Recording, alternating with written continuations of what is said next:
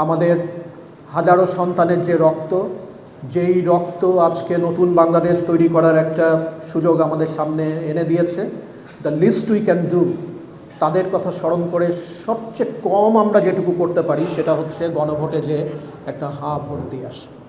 প্রবল চেষ্টা থাকতে পারে যে আগের তরিকায় রাষ্ট্র পরিচালনা করার, কিন্তু আমি লিখে দিতে পারি সেই প্রচেষ্টা ব্যর্থ হবে। আগের মতো করে, আগের পথ অবলম্বন করে এই রাষ্ট্র আর কেউ চালাতে পারবে না। কেন পারবে না? তরুণ সমাজ এবং বাংলাদেশের আপামর মানুষের সবচেয়ে বড় যে দুর্বলতাটা ছিল সেই দুর্বলতাটা ভেঙে গেছে। এরা আর ভয় পায় না।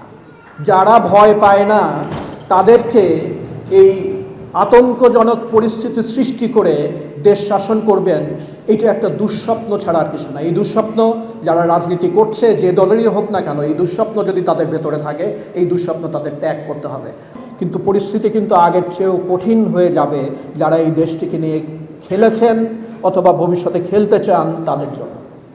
কাজেই এগুলো মনে রাখলে কল্যাণ তাদের। এই কথাটি খুব ভালো করে মগজে গেঁথে নিতে হবে। 12ই ফেব্রুয়ারি কোনো না কোনো দল জিতবে, কোনো না কোনো দল হারবে। আমরা আমাদের স্বাভাবিক বুদ্ধি বিবেকে বুঝতে পারি না কি করে না ভোট জয়যুক্ত হবে। I can say absolutely no reason কোনো বিবেক সম্পন্ন মানুষদের নায়ে ভোট দিতে পারে, আমি কোনো রিজন দেখি না। At the same time I feel it very strongly যে একটা স্ট্রং আন্ডার কারেন্ট আছে যে কোনোভাবে নাকে পুশ করা যায় কিনা, কারণ যাদের ক্ষমতার লোভ তাদের সেই জায়গাতে কিন্তু টান পড়েছে। তো সেই টান পড়ার জায়গা থেকে যদি না জয়যুক্ত হয়, যদি না জয়যুক্ত হয় তাহলে কি হবে?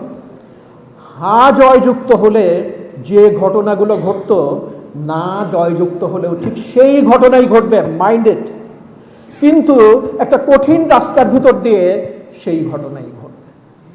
এখন আমাদের যারা রাজনীতি করেন এবং যারা ক্ষমতার স্বপ্নে বিভোর, তারা কি কঠিন রাস্তাটা বেছে নেবেন, নাকি একটা সহনীয় পর্যায়ে সত্যিকার অর্থে রাষ্ট্রের মালিকানা জনগণের কাছে ফিরিয়ে দেবেন? এই সিদ্ধান্ত তাদের নিতে হবে। কাজেই যারা উপরে একরকম বলছেন, ভেতরে আবার নায়ের একটা সর্পিল গতি চালাচ্ছেন, কাজটা মোটেই ভালো হচ্ছে না। আমরা রাজনীতির মানুষ নই, কিন্তু এটা যে ভালো হচ্ছে না এটা যদি না বোঝেন তাহলে হাড়ে হাড়ে বুঝবেন। আমরা চাই না কাউকে আবার হাড়ে হাড়ে বুঝতে। ক্ষমতার ওই মজা কিন্তু আর নেই। যারা ক্ষমতায় আসতে চান, এখানে অনেক মিল্ক অ্যান্ড হানি আছে। সরি, মিল্ক এবং হানি দুটোই অনেক নেমে গেছে। বহু যন্ত্রণা নিতে হবে এবং যন্ত্রণা না নিতে পারলে থাকতে পারবেন না। সো গণভোটে হাঁ জয়যুক্ত হবে। আমরা সবাই হায়ের জন্য কাজ করব। হায়ের জন্য কাজ করব শুধুমাত্র এই কারণে যে যুক্তি এবং বিবেকের দাবি হায়ের বিপক্ষে যাওয়ার আসলে কোনো ন্যায়সঙ্গত যৌক্তিক মানুষের সুযোগটাই নাই। আমরা নিশ্চয়ই এই সুযোগটা নেব ইনশাল্লাহ।